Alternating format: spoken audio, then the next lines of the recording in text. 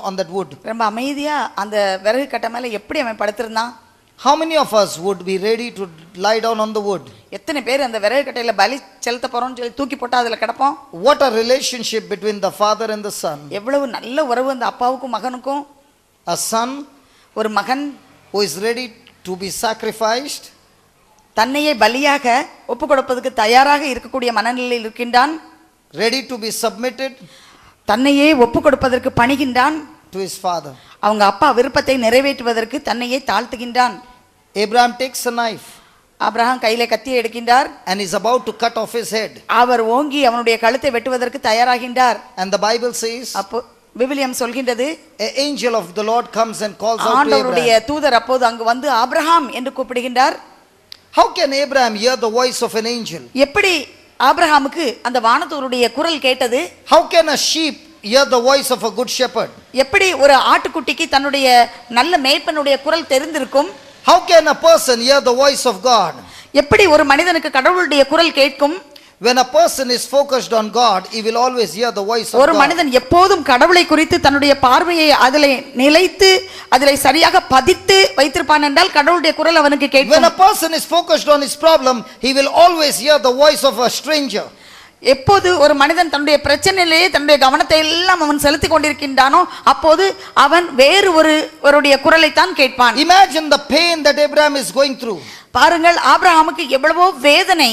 One son he got at the age of 100. 100 வயதிலே பிறந்த ஒரே ஒரு மகன். And now with his own hands he is supposed to kill him. தன்னுடைய சொந்த கையாலே அவனை கொல்ல வேண்டும். But even though he is about to kill him, அவனை கொல்ல வேண்டிய அந்த சூழ்நிலையில் கூட his mind is not on the killing. அவனுடைய எண்ணமானது அந்த கொல்வதிலே இல்லை. His mind is continuously on the promise that God gave him. அவனுடைய எண்ணம் எல்லாம் கடவுள் தனக்கு கொடுத்திருந்த வாக்குறுதியிலேயே நிலைத்திருந்தது. I'll repeat again. நான் திரும்ப திரும்ப சொல்றேன். Hallelujah. Hallelujah. Listen.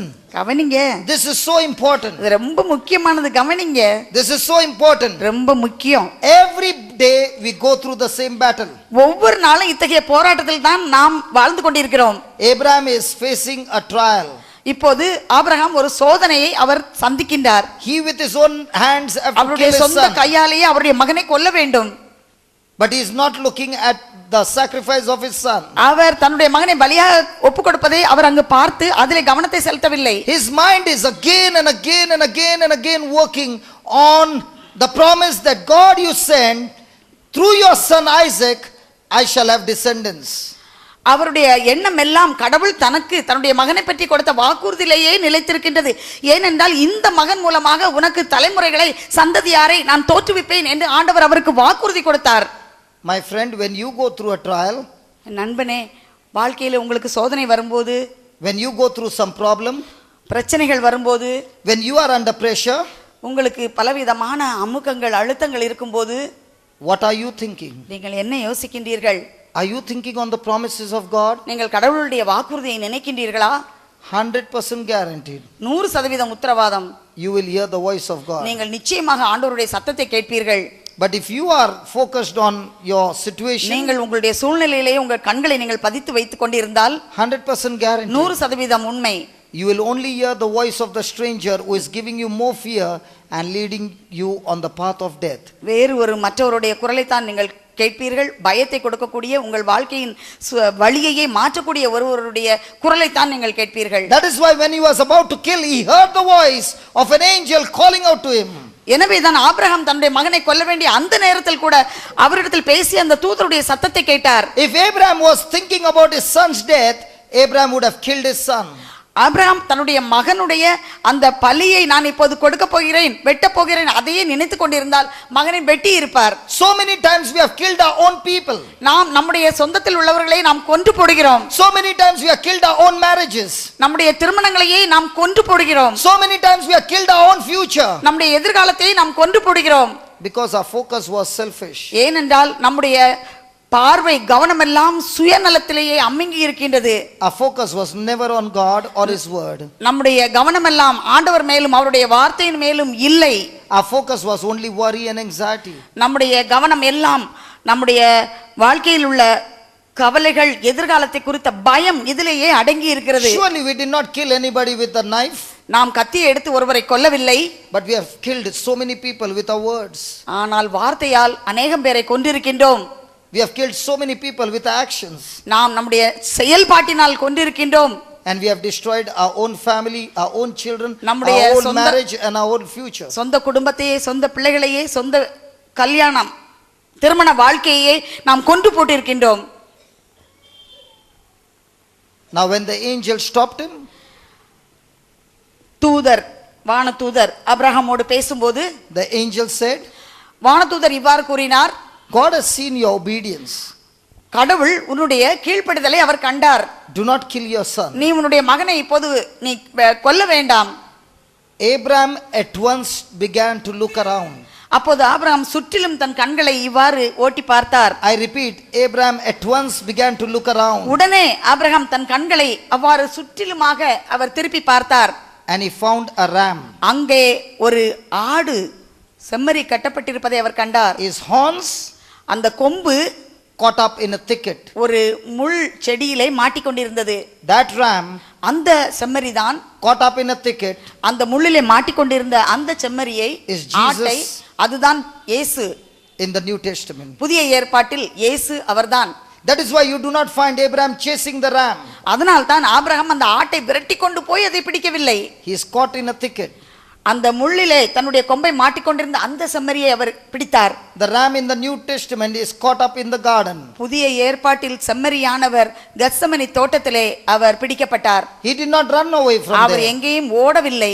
Even though he knew that his hour had come, அவருக்கு தெரியும் தன்னுடைய நேரம் வந்துவிட்டது என்று. he stayed in the garden and our strengthened him. அந்த தோட்டத்திலேயே அவர் இருந்தார். When God asked Abraham for a son, தந்தையாகிய கடவுள் ஆபிரகாமிடம் அவருடைய மகனை கேட்டபோது Abraham was about to kill him. அவர் அவரை கொல்வதற்கு இருந்தார். God stopped him. அப்போது கடவுள் நிறுத்தினார். But when it came to his own son, அவருடைய சொந்த மகனை பொறுத்து வரும்போது God did not stop him, அவர் அதை நிறுத்தவில்லை. but gave him for you and me. அதே அவருடைய ஒரே மகனை உங்களுக்காகவும் எனக்காகவும் கொடுத்தார்.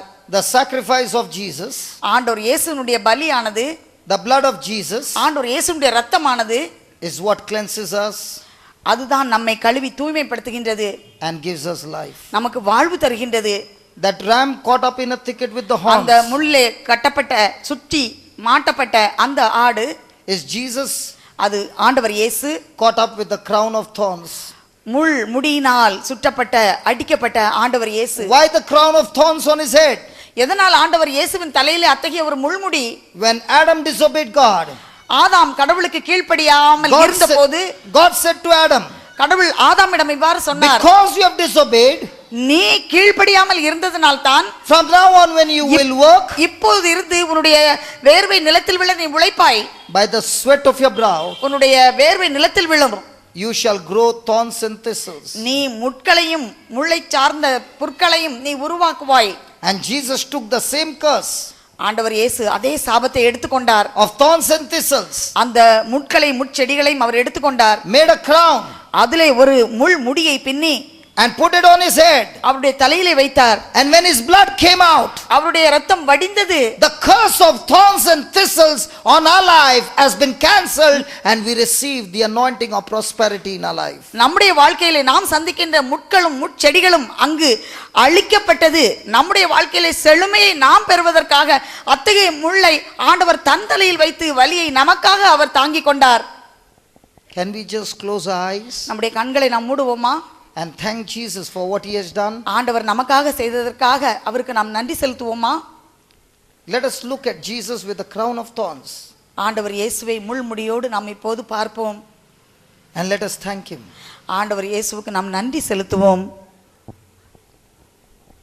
My friend, என்னுடைய நண்பனே, the blood that Jesus shed, ஆண்டவர் இயேசு வடித்த இரத்தம், the blood that is coming from his forehead அவருடைய நெற்றியிலே இருந்து வழிந்தோடுகின்ற இரத்தம், because of the crown of thorns, முட்களினால் பின்னப்பட்ட அந்த முள் முடி அமுக்கியதிலிருந்து வந்த இரத்தம் cancels every thorns and thistles உங்கள் வாழ்க்கையில காணப்படுகின்ற முள் போன்ற எல்லா வகை துன்பங்களையும் அது இப்போது that is growing அழித்து விடுகின்றது. அது வளர்கின்ற அந்த முட்கள், when you are laboring so much, நீங்கள் அதிகம் உழைக்கும் போது உங்களுக்கு ஏற்படுகின்ற முள் போன்ற துன்பங்கள் எல்லாம் இப்போது அழிக்கப்படுகின்றது. There is no profit in your life. உங்கள் வாழ்க்கையில எந்த விதமான பயனும் இல்லை. But right now as you are looking at Jesus, இப்போது நீங்கள் ஆண்டவர் இயேசுவை பார்க்கும்போது, and you are saying, Jesus, I am sorry for my sin. ஆண்டவரே என்னுடைய பாவங்களுக்காக நான் மனம் வருந்துகின்றேன் என்று சொல்லும்போது, Jesus, forgive me of my sins. ஆண்டவரே என்னுடைய பாவங்களை எல்லாம் மன்னியும். Jesus, I repent of my sins. ஆண்டவரே என் பாவங்களுக்கு நான் மனம் வருந்துகிறேன்.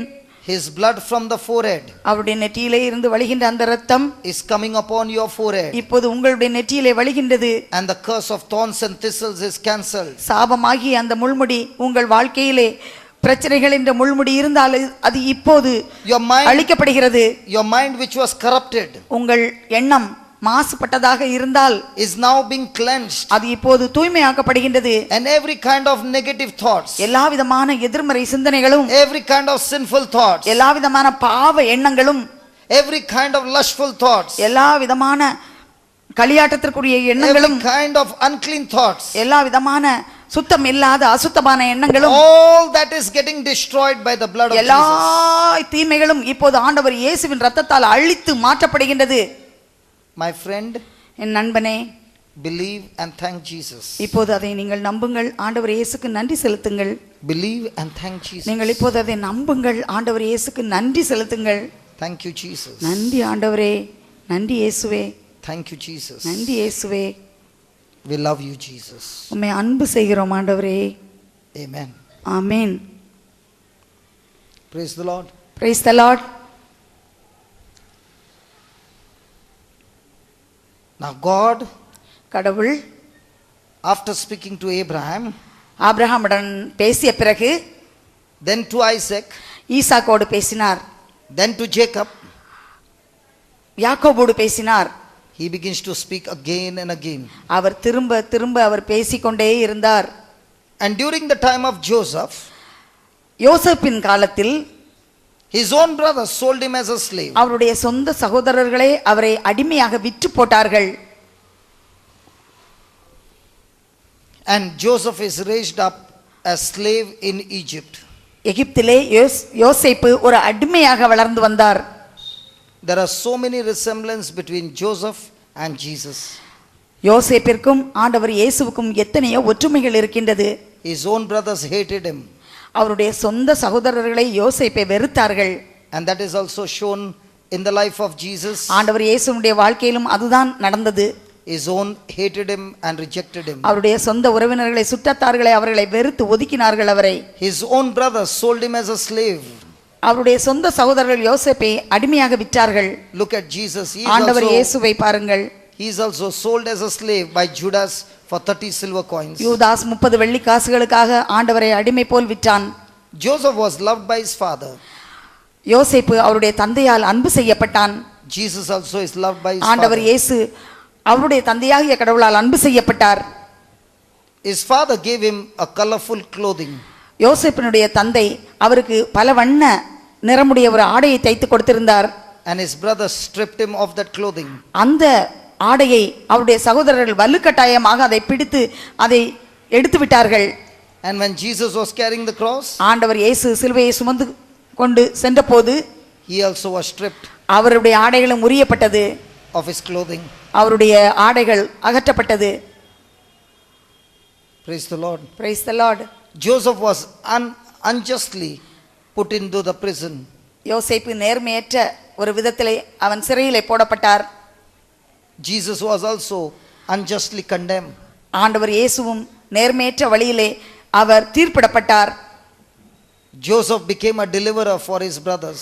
யோசேப்பு தன்னுடைய சகோதரர்களுக்கு ஒரு மீட்பராக மாறினார். Jesus became a deliverer for you and me. உங்களுக்கும் எனக்கும் ஆண்டவர் இயேசு ஒரு மீட்பராக அவர் வந்தார்.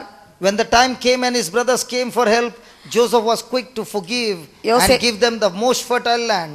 யோசேப்பு தன்னுடைய சகோதரர்கள் தன்னை நோக்கி அவர்கள் வந்தபோது அவர் அவர்களை மன்னித்து மிகவும் செழுமையான ஒரு இடத்திலே அவர்களை வாழ வைத்தார்.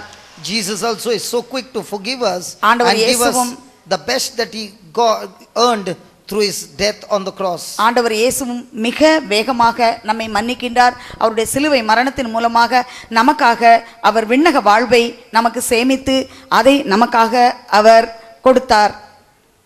Joseph became the governor in Egypt. யோசேப்பு எகிப்து நாட்டிலே ஒரு ஆளுநராக உயர்த்தப்பட்டார். He called his brothers. அவர் அவருடைய சகோதரர்களை கூப்பிட்டார். His brothers came to Egypt. அவருடைய சகோதரர்கள் எகிப்து நாட்டுக்கு வந்தார்கள். The king died. அந்த அரசன் இறந்து விட்டான். And the new king who came புதிய அரசன் வந்தபோது made Joseph and the whole household of Israel slaves in Egypt. யோசேப்பின் காலத்துக்கு பிறகு இஸ்ரேல் மக்கள் அனைவரையும் அந்த புதிய மன்னன் அடிமைகளாக மாற்றினான். The Israelites were slaves in Egypt for 430 years. 430 ஆண்டுகளாக இஸ்ரேல் மக்கள் எகிப்திலே அடிமைகளாக அவர்கள் இருந்தார்கள். They were asking God for deliverance. அவர்கள் ஆண்டவரை நோக்கி எங்களுக்கு மீட்பு வேண்டும் என்று சொல்லி அழுதார்கள், முறையிட்டார்கள். God heard their cry. ஆண்டவர் அவர்களுடைய அழுகையை கேட்டார். He raised Moses. அவர் மோசேயை பயன்படுத்தினார். Praise the Lord. Praise the Lord. How many of you like the role of Moses? எத்தனை பேருக்கு மோசேயுடைய அவருடைய அந்த வாழ்க்கை முறை பிடிக்கும்? How many of us would like to God to use us like Moses? எத்தனை பேருக்கு மோசே நடந்தது போல் வாழ பிடிக்கும்? Nobody? யாருமே இல்லையா? மோசேயை பிடிக்காதா? Nobody wants to be like Moses. மோசே மாதிரி வாழணும்னு யாருமே நினைக்கலையா? Praise the Lord. Praise the Lord. Lord, in this city of Nagarkoil, nobody wants to be like Moses or deliverer. Moses மாதிரி ஒரு மீட்பராக வாழ்றதுக்கு யாருக்குமே விருப்பம் இல்லை. ரெண்டு பேர் கை தூக்கி இருக்காங்க. Hallelujah. Hallelujah. Look at verse number 24. I want everybody to open their Bible. Hebrews chapter 11 verse 24. எபிரேயர் 11வது அதிகாரம் 22வது வசனம். Today also God is talking to you. இன்றும் தந்தையாகிய கடவுள் உங்களிடம் if anybody listen, if anybody over here wants God to use them in a mighty way, here is a formula. யாராவது ஆண்டவர் என்னை மிகப்பெரிய வழியிலே என்னை பயன்படுத்த வேண்டும் என்று விருப்பம் கொண்டிருந்தால் அதற்கான ஒரு வழிமுறை இங்கே இருக்கின்றது. I repeat again, if anybody wants supernatural things to happen through their hands, here is an answer. யாராவது இங்கு இருப்பவர்களில் என்னுடைய வாழ்க்கையிலே இயற்கைக்கு அப்பாற்பட்ட காரியங்கள் என் மூலமாக நடக்க வேண்டும் என்று விரும்பினால் அதற்கான ஒரு வழி இங்கே இருக்கின்றது. Look at verse number 24. 24வது வசனத்தை பாருங்கள். By faith when Moses came to years or matured, he refused to be called the son of Pharaoh's daughter. மோசே பெரியவனான பின்பு பார்வோனுடைய மகளின் மகன் என அழைக்கப்பட மறுத்ததும் நம்பிக்கையினால் தான். When Moses was about 40 years old, மோசேக்கு 40 வயதான போது and he came to know அவருக்கு தெரிய வந்தது that he is not the son of Pharaoh's daughter, பார்வோனுடைய மகளின் மகன் தான் அல்ல என்பதை அவர் புரிந்து கொண்டார். but he is a Hebrew. அவர் ஒரு எபிரேயன். And Pharaoh's daughter found him in a basket in a river. பார்வோன் மன்னனுடைய மகள் மோசேயை ஒரு சின்ன பெட்டியிலே தண்ணீரிலே கண்டு எடுத்தாள். He said, I am no longer the son of Pharaoh's daughter. நான் பார்வோனுடைய மகன் இல்லை என்று மோசே சொன்னார். I am a Hebrew. நான் ஒரு எபிரேயன். I am a Hebrew. நான் ஒரு எபிரேயன். Look at verse number 25. 25 பாருங்க. Choosing rather to suffer affliction with the people of God than to enjoy the pleasures of sin for a season. பாவத்தில் சிறிது காலம் இன்புறுவதை விட கடவுளுடைய மக்களோடு சேர்ந்து துன்புறுவதையே அவர் தேர்ந்து கொண்டார். Esteeming the reproach of Christ greater riches than the treasures in Egypt. ஏனெனில் தமக்கு கிடைக்கவிருந்த கைமாறு ஒன்றையே கண்முன் இருத்தி அவர் எகிப்தின் செல்வங்களை விட மெசியாவின் பொருட்டு இகழ்ச்சியுறுவதே மேலான செல்வம் என்று கருதினார். For he had respect unto the recompense of the reward. Now அவர் இகழ்ச்சியுறுவதே மேலான செல்வம் என்று கருதினார். Now let's say you are Moses. இப்ப சொல்லுவோம் நீங்க தான் மோசே. And you are a prince in Egypt. நீங்க வந்து எகிப்து நாட்டுல ஒரு அரசனா இருக்கீங்க, இளவரசனா. You are the son of the king's daughter. நீங்க தான் அரசனுடைய மகளுடைய மகன். Will you get all the pleasures in Egypt under you? உங்களுக்கு எகிப்து நாட்டுல இருக்கும்போது அந்த நாட்டில் உள்ள எல்லா விதமான செல்வாக்குகளும் உங்களுக்கு கிடைக்குமா? Will you be living in the palace? ஒரு பெரிய அரண்மனையில வாழுவதற்கு உங்களுக்கு வாய்ப்பு கிடைக்குமா? ஒரு இளவரசனா இருந்தா கிடைக்கும். But now watch this. இப்ப கவனிங்க. Hello, just listen here. நல்லா கவனிங்க. Now watch this. நல்லா கவனிங்க. He is calling himself a son of a Hebrew. மோசே தன்னை ஒரு எபிரேயனுடைய மகன் என்று அழைக்கின்றான்.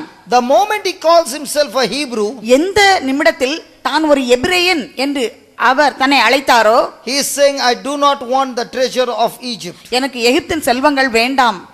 I do not want the kingdom of Egypt. எனக்கு எகிப்தில் இருக்கக்கூடிய அந்த பெரிய அந்த அரசு எனக்கு வேண்டாம். I do not want the treasures of Egypt. எகிப்து நாட்டில் உள்ள எல்லா செல்வங்களும் எனக்கு வேண்டாம். I do not want anything of Egypt. எகிப்தில் உள்ள எதுவுமே எனக்கு வேண்டாம். The moment he says he is a Hebrew, எந்த நிமிஷத்தில் நான் ஒரு எபிரேயன் என்று அவர் சொன்னாரோ, the very next moment he is a slave. அந்த அடுத்த நிமிடத்திலேயே அவர் ஒரு அடிமையானார். Can I ask you a question? உங்கள்கிட்ட ஒரு கேள்வி கேட்கட்டுமா? How many of us would be ready to let go of the palace and become a Hebrew? எத்தனை பேர் இவ்வாறு அந்த அரண்மனை வாழ்க்கையை துறந்து விட்டு ஒரு எபிரேய அடிமையாக மாறுவதற்கு சம்மதிப்பீங்க? When you see the heroes in this Bible, இந்த பைபிள்ல இருக்கக்கூடிய கதாநாயகர்களை நீங்க பாத்தீங்கன்னா, they did not become heroes just because God chose them. கடவுள் அவங்கள தேர்ந்தெடுத்ததுனால மட்டும் அவங்க கதாநாயகர்களாக அவங்க மாறல. They were ready to forsake every treasure this world can give, but to have God as their most beautiful top priority, the treasure of their life. இந்த உலகத்தில் கிடைக்கக்கூடிய எல்லா செல்வங்களையும் அவர்கள் விட்டுவிட தயாரானார்கள். அதை காட்டிலும் மிக மதிப்புள்ள விண்ணக செல்வமாகிய கடவுளை பெற்றுக்கொள்வதில் அவர்கள் மிகவும் முக்கியமாக கவனமுள்ளவர்களாக இருந்தார்கள். For little money we are ready to disobey God. ஒரு கொஞ்சம் பணம் கிடைக்குது அப்படிங்கிறதுக்காக கடவுளுக்கு கீழ்ப்படியே நம்ம மறுக்கிறோம். For little pleasure we are ready to disobey God. கொஞ்சம் சந்தோஷம் கிடைக்குது அப்படிங்கிறதுக்காக கடவுளுக்கு கீழ்ப்படியே நம்ம மறுக்கிறோம். What is the world offering you to disobey God? இந்த உலகம் கடவுளுக்கு கீழ்ப்படியே உங்களுக்கு எதை கொடுக்கின்றது? And look at your Moses. பாருங்க, மோசேயை பாருங்க. If he keeps his mouth shut, அவருடைய வாயை அவர் அடைத்துக் கொண்டிருந்தால், he can be a future king in Egypt. எகிப்து நாட்டிலே எதிர்காலத்திலே அவர் ஒரு பெரிய பேரரசராக மாறி இருப்பார். But he says, my God is more precious to me than the kingdom of Egypt. எகிப்து நாட்டின் இந்த செல்வம் மிக்க இந்த அரசை காட்டிலும், அதில் கிடைக்கக்கூடிய அந்த அரச பதவியை காட்டிலும் என் ஆண்டவராகிய அந்த செல்வம் தான் எனக்கு பெரிது என்று மோசே சொன்னார். And he begins to seek God. அவர் கடவுளை தேட ஆரம்பித்தார். And he begins to save his people. அவருடைய மக்களை அவர் மீட்பதற்கு தயாரானார். And do you know what happens? என்ன நடந்தது? Moses kills an Egyptian. மோசே ஒரு எகிப்தியனை கொல்கின்றார். He becomes a murderer. இப்போது அவர் கொலைகாரராக மாறுகின்றார். And because of that murder, அந்த கொலையினால் he runs for his life. அவர் வாழ்க்கையை, அவர் உயிரை காப்பாற்றிக் கொள்ள ஓடுகின்றார். 40 years have gone back in the wilderness. அந்த பாலைவன வாழ்க்கை 40 வருடம் கழிந்து விட்டது. First 40 years, முதல் 40 வருஷம் Moses makes a decision மோசே ஒரு முடிவெடுக்கின்றார். to serve God. கடவுளுக்கு நான் பணி செய்ய வேண்டும் என்று. Second 40 years, இரண்டாவது 40 வருடங்கள் God prepares him for a battle. ஒரு போருக்காக ஆண்டவர் அவரை தயார் செய்கின்றார். And the next 40 years, அடுத்த 40 வருடம் Moses begins to use the word of God. மோசே ஆண்டவருடைய இறை வார்த்தையை பயன்படுத்த ஆரம்பிக்கின்றார்.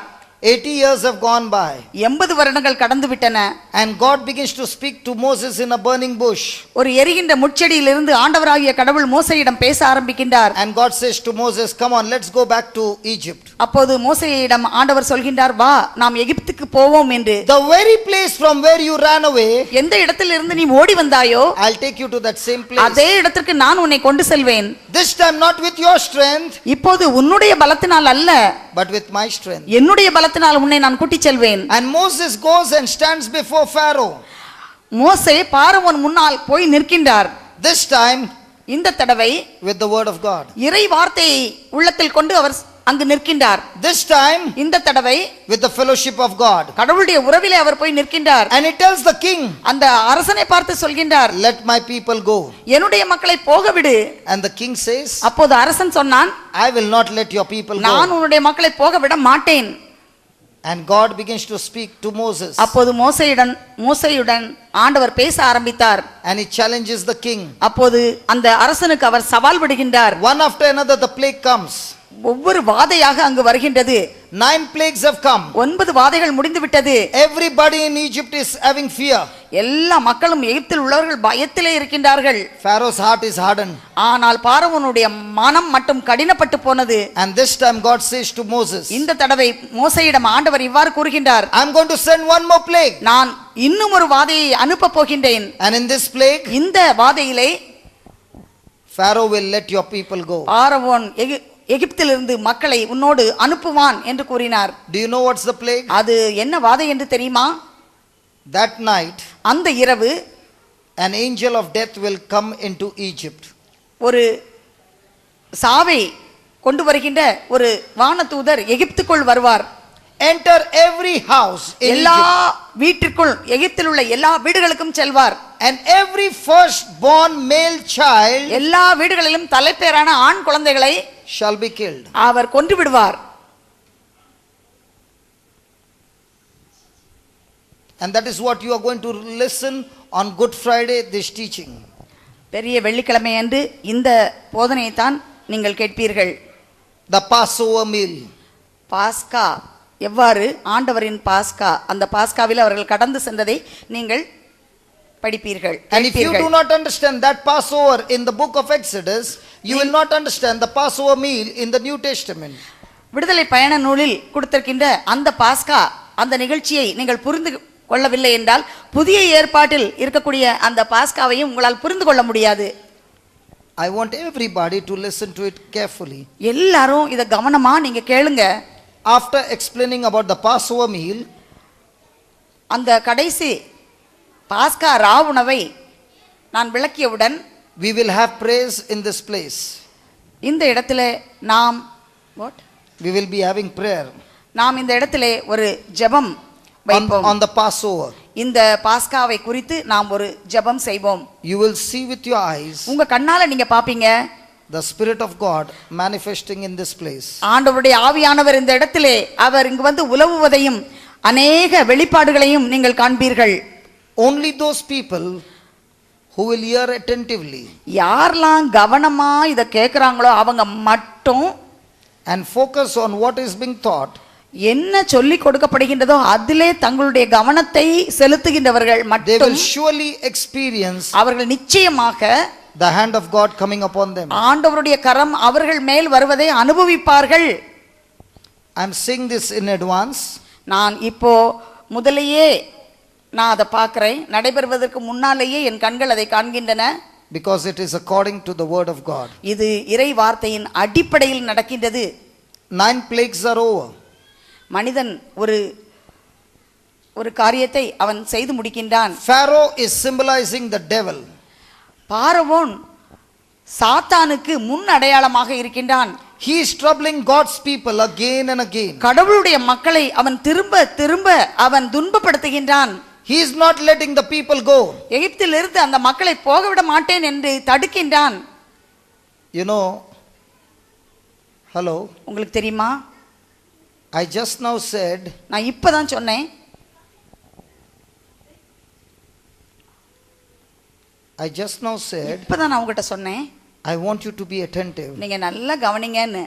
I promise you one thing. நான் உங்களுக்கு உறுதியா நான் உங்களுக்கு சொல்றேன், This message, இந்த செய்தி the devil doesn't want you to listen சாத்தான் attentively. வந்து ரொம்ப கவனமா நீங்க இதை கேட்க கூடாதுங்கிறதுல ரொம்ப கவனமா இருப்பான். You will be distracted. நீங்க அங்கே எங்கேயும் பராக்குக்கு உங்களுக்கு வழி வைப்பான். Because when you understand this message, நீங்க இந்த செய்தியை நீங்க புரிந்து கொண்டீர்கள் என்றால் Satan loses his hold on you. சாத்தானுடைய உங்கள் மேல் இருக்கக்கூடிய அந்த அதிகாரம் குறைந்து விடும். No matter who moves around, யார் அங்கெங்கே நடந்தாலும் you do not get distracted. நீங்க பராக்குக்கு இடம் கொடுக்காதீங்க. Is it clear? சரியா புரிஞ்சுதா எல்லாத்துக்கும்? And you can use this message every day. இந்த செய்தியை ஒவ்வொரு நாளும் நீங்க உங்க வாழ்க்கையில நீங்க பயன்படுத்தலாம். I myself had demonic problems in my life. என்னுடைய வாழ்க்கையில எனக்கு சாத்தானுடைய கட்டுக்கள் நிறைய இருந்துச்சு. You came on your own. நீங்களாவே இங்க வந்திருக்கீங்க இந்த தியானத்துக்கு. And you are sitting there. நீங்க இங்க உட்கார்ந்திருக்கீங்க. I did not come on my own. நான் அப்படி என்னோட விருப்பத்துல நான் போகல. I was brought in the house of God to listen to God's word. என்னை ஆண்டவருடைய அந்த ஜெப வீட்டுக்கு கூட்டிக்கிட்டு தான் போனாங்க இறைவார்த்தையை கேட்பதற்கு. When I was brought, there were demonic power working in me. என்னை அங்க கூட்டிட்டு போகும்போது என் மேல நிறைய தீய சக்திகள்லாம் என்னைய சுற்றி பிடிச்சிருந்தது. I had a situation when I would bite people and lick their blood. நான் என்ன சூழ்நிலையில இருந்தேன்னு சொன்னா மத்தவங்களை நான் பல்ல வச்சு கடிச்சு அந்த ரத்தத்தை கூட நான் அதை சுவை பார்ப்பேன். I did not know my name. என்னுடைய பேர் எனக்கு தெரியாது. I did not know who I was. நான் யாராக இருந்தேனே எனக்கு தெரியாது. I could not recognize my wife, my என்னுடைய children. குழந்தைகளை என்னுடைய மனைவி எனக்கு கண்டுகொள்ளவே முடியாது, அடையாளம் தெரியாது. I was brought like an animal is brought in the house of God. நான் ஒரு மிருகம் போல ஆண்டவருடைய ஜெப வீட்டுக்குள் தியான இல்லத்திற்குள் நான் அழைத்து செல்லப்பட்டேன். When the word of God was being preached, அங்கு இறைவார்த்தை போதிக்கப்பட்ட போது I pounced on people and began to beat them up. நான் அங்க குதிச்சு இருந்தவங்க எல்லாம் அடிக்க ஆரம்பிச்சேன். That was my condition. அதுதான் என்னுடைய நிலைமையாக இருந்தது. They had to throw me out என்னை தூக்கி அவங்க வெளியே போட்டாங்க. because I was uncontrollable. என்னை யாராலையும் கட்டுப்படுத்தவே முடியல.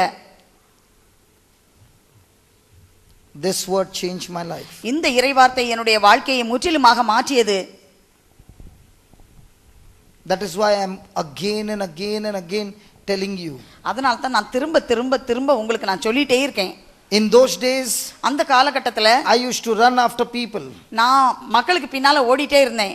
I used to run after preachers. யாரெல்லாம் போதனை செய்வாங்களோ நற்செய்தி சொல்லுவாங்களோ அவங்க பின்னால ஓடுவேன். Please remove these demons out of my life. என்னுடைய வாழ்க்கையில என்ன பிடிச்சிருக்க தீய சக்திகளை தயவு செய்து விரட்டுங்கன்னு சொல்லுவேன். I want to be set free. எனக்கு விடுதலை பெறணும்னு சொல்லுவேன்.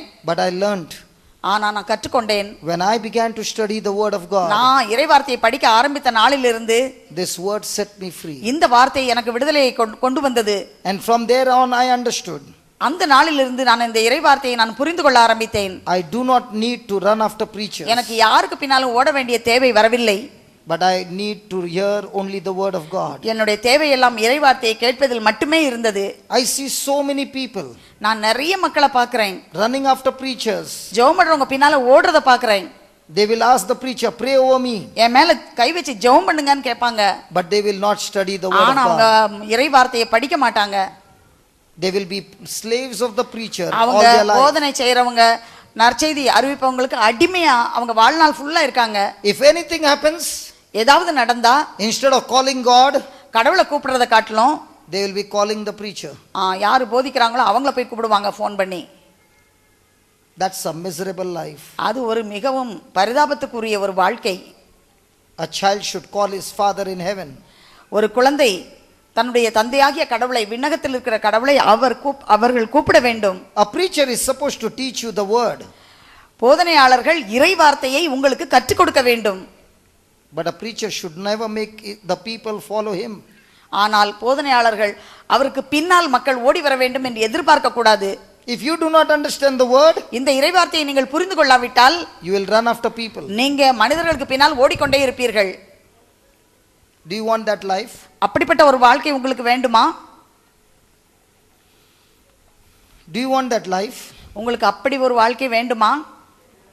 Or do you want a victorious life? ஒரு வெற்றி வாழ்க்கை உங்களுக்கு வேண்டுமா? I was just 4 months old in the Lord. நான் 4 மாதமாகத்தான் இந்த இறைவார்த்தையிலே வளர்ந்து கொண்டு வந்தேன். When God began to teach me this word, அப்போது இந்த வார்த்தையை ஆண்டவர் எனக்கு கற்றுக் கொடுக்க ஆரம்பித்தார். in 4 months time I was already casting out demons. 4 மாதம் நான் இந்த இறைவார்த்தையில் குழந்தையாக இருந்த போதே நான் அலகையை நான் விரட்ட ஆரம்பித்தேன். People were already getting healed. மக்கள் அப்போது இருந்தே குணம் பெற ஆரம்பித்தார்கள். And the same thing will happen through your hands. உங்கள் கரங்களிலிருந்தும் அதே மாதிரி நடக்கும். If you understand the word of நீங்க God. இந்த இறைவார்த்தையை புரிந்து கொண்டால் நீங்களும் குணம் அளிப்பவர்களாக மாறுவீர்கள். You don't need to be a slave. நீங்க ஒரு அடிமையாக இருக்க வேண்டாம். You can walk victorious. நீங்களும் வெற்றி வாழ்க்கையை வாழ முடியும். That's why Jesus shed his blood. அதனால் தான் ஆண்டவர் இயேசு தன்னுடைய இரத்தத்தை சிந்தினார். Now let us listen to God's word. நாம் ஆண்டவருடைய வார்த்தைக்கு செவிமடுப்போம். God said to Moses. ஆண்டவராகிய கடவுள் மோசேயிடம் இவ்வாறு கூறினார். Moses, மோசே, the angel of death is going to come and kill every male child in Egypt. எகிப்திலே உள்ள எல்லா தலைப்பேரான ஆண் குழந்தைகளையும் கொல்வதற்கு வாளோடு வானதூதர் வருவார். But I want to tell you, நான் உனக்கு சொல்ல விரும்புகிறேன், you shall take a lamb, நீ ஒரு ஆட்டுக்குட்டியை எடுத்துக்கொள்ள வேண்டும், a male lamb, ஒரு ஆண் ஆட்டுக்குட்டியை எடுத்துக்கொள்ள வேண்டும். healthy அது நல்ல ஆரோக்கியமானதாகவும் for a family. அது ஒரு குடும்பத்திற்கு போதுமானதாகவும் இருக்கும்படியாக தேர்ந்து கொள். And if the family is small, ஒரு குடும்பம் சின்னதாக இருந்தால் you will share this lamb with your neighbor. உன்னுடைய வீட்டில் இருக்க ஆட்டிலே மீதியாக இருக்கக்கூடியதை மற்ற உறவினர்களோடு நீ பகிர்ந்து கொள். That male lamb அந்த மாசு மறுவட்ட அந்த ஆண் ஆட்டுக்குட்டி is the Lamb of God who takes away the sins of the world. அதுதான் That John the Baptist spoke, and that is Jesus Christ. அதுதான் உலகத்தின் பாவத்தை போக்கக்கூடிய செம்மறி. திருமுழுக்கு யோவான் கூறிய இதோ கடவுளின் செம்மறி என்று கூறப்பட்ட ஆண்டவரான இயேசு கிறிஸ்து. அந்த மாசு மறுவட்ட செம்மறி யார் என்றால் உலகத்தின் பாவங்களை போக்குகின்ற செம்மறி என்று திருமுழுக்கு யோவானால் கூறப்பட்ட ஆண்டவர் இயேசு கிறிஸ்து. அவர்தான் அந்த மாசற்ற செம்மறியானவர். He will be without blemish. அவர் எந்த மாசு மறுவும் இல்லாதவர். And that is why the Lamb of God in the New Testament, Jesus, is sinless without sin. ஆண்டவருடைய செம்மறியான ஆண்டவர் இயேசு கிறிஸ்து எந்த பாவமும் இல்லாதவர், அறியாதவர். There shall be no sickness or disease. எந்தவித நோயோ பிணியோ குறையோ எதுவோ இல்லாதவர். There shall be no defect. எந்த குறையும் இல்லாதவர். And symbolically, முன் அடையாளமாக அதுதான் ஆண்டவர் இயேசு. You will take the lamb, நீங்கள் அந்த ஆட்டுக்குட்டியை எடுத்துக்கொள்வீர்கள், and you will kill him. அதை கொன்று You will offer that sacrifice அந்த பலியை ஒப்புக்கொடுப்பீர்கள். at twilight. மாலை வேளையிலே அதை நீங்கள் When it ஒப்புக்கொடுப்பீர்கள். is neither day nor night. அது இரவோ அல்லது பகலோ முழுமையாக இல்லாத ஒரு நேரத்திலே அதை நீங்கள் அர்ப்பணிப்பீர்கள். And that is what you find the Lamb of God. அதைத்தான் நீங்கள் பார்க்கின்றீர்கள். கடவுளின் செம்மறி When he died on the cross, அவர் சிலுவையிலே உயிர் விட்ட போது darkness covered all over. எல்லா இடத்திலும் இருள் மூடியது. It was 3 in the afternoon. அது மாலையிலே 3 மணியாக இருந்தது. But darkness covered everywhere. எல்லா பக்கமும் இருள் சூழ்ந்தது. It was the hour of twilight. அப்போது அது இரவும் பகலும் இல்லாத ஒரு அந்தி வேளையாக இருந்தது. Then you will take the blood அந்த இரத்தத்தை எடுத்து, of the lamb, அந்த ஆட்டுக்குட்டியின் இரத்தத்தை எடுத்து in a basin. ஒரு கிண்ணத்திலே அதை எடுத்து, Then you will take a hyssop. ஒரு ஈசோப் புல்லை எடுத்து, Hyssop is a plant. ஈசோப்புன்னு சொல்லக்கூடியது ஒரு செடி. It is just like a jasmine. அது இந்த மல்லிகை செடி மாதிரி இருக்கும். When you see the jasmine branch, அந்த மல்லிகை செடியுடைய அந்த கிளையை எடுத்து பார்த்தா அது போல இருக்கும். when you put a pressure, it will bend but not break. அது இப்படி வளைச்சோன்னு சொன்னா வளையும், ஒடிஞ்சு போகாது. It is very flexible. அது ரொம்ப இப்படி வளையக்கூடிய.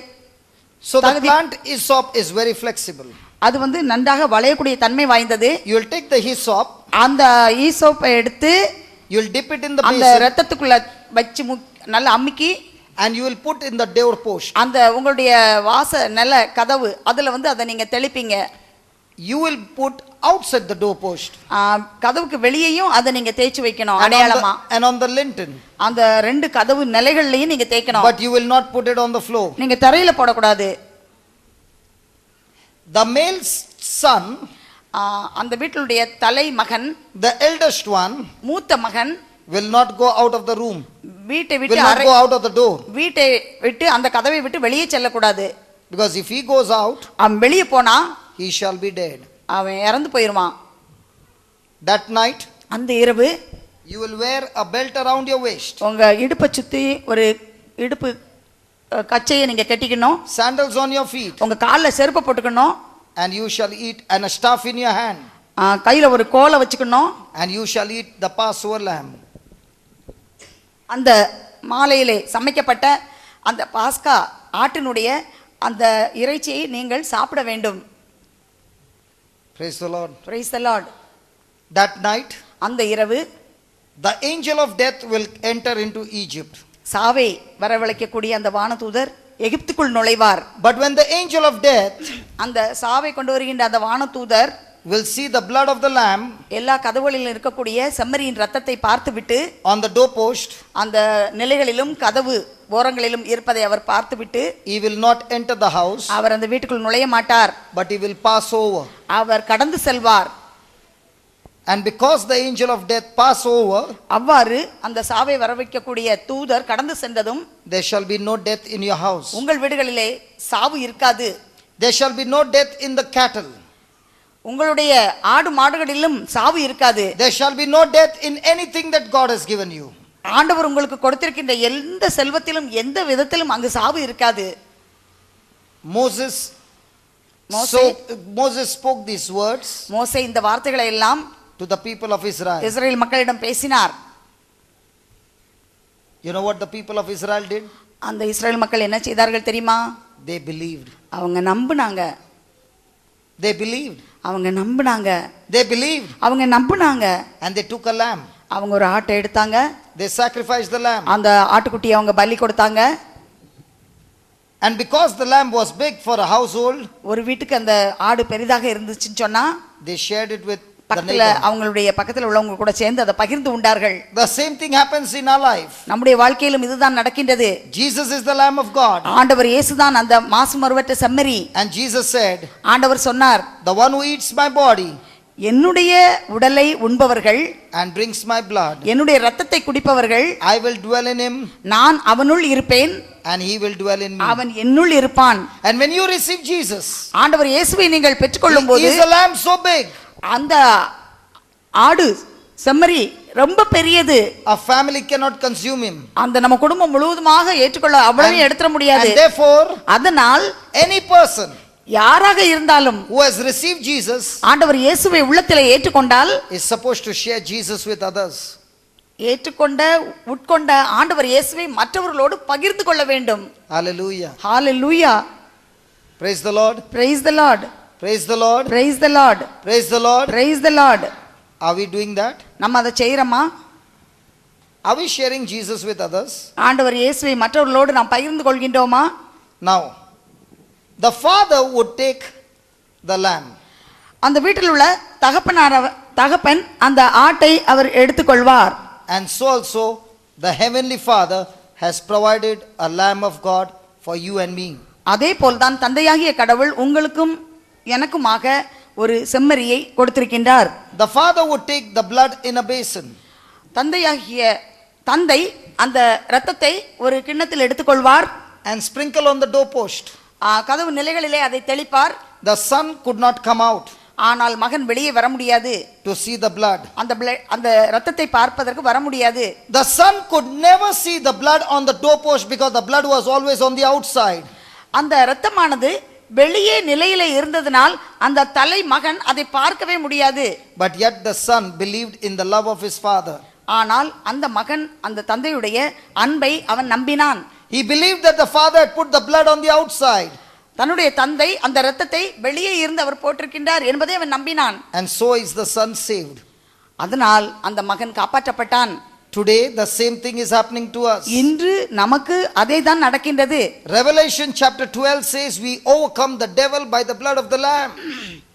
திருவெளிப்பாடு 12வது அதிகாரம் இவ்வாறு சொல்கின்றது, ஆட்டுக்குட்டியின் செம்மறியின் இரத்தத்தினாலும் சான்று பகர்ந்த வார்த்தையினாலும் அவர்கள் மீட்கப்பட்டார்கள் என்று. We overcome Satan and all his works by the blood of the lamb. நாம் சாத்தானையும் அவனுடைய தந்திர செயல்களையும் எவ்வாறு முறியடிக்க முடியும் என்றால் அது ஆண்டவர் இயேசுவின் இரத்தத்தினால் தான் நாம் முறியடிக்க முடியும். Not only the blood of the lamb but by our own testimony. நாம் அந்த இரத்தத்தினால் மட்டும் அல்ல, செம்மறியின் இரத்தத்தினாலும் சான்று பகர்ந்த வார்த்தையினாலும் அலகையை வெல்ல முடியும். Today when you apply the blood of Jesus, இன்று நீங்கள் ஆண்டவர் இயேசுவின் அந்த இரத்தத்தை நீங்கள் அதை பயன்படுத்தினால் Satan begins to tremble. சாத்தான் நடுங்குவான். Satan cannot stand the blood of Jesus. சாத்தானுக்கு ஆண்டவர் இயேசுவின் இரத்தத்தின் முன்னால் நிற்க முடியாது. Because it is the pure blood of God. ஏனென்றால் அது மாசு மறுவற்ற கடவுளாகிய ஆண்டவராகிய இயேசு And the Bible கிறிஸ்துவின் says, இரத்தம்.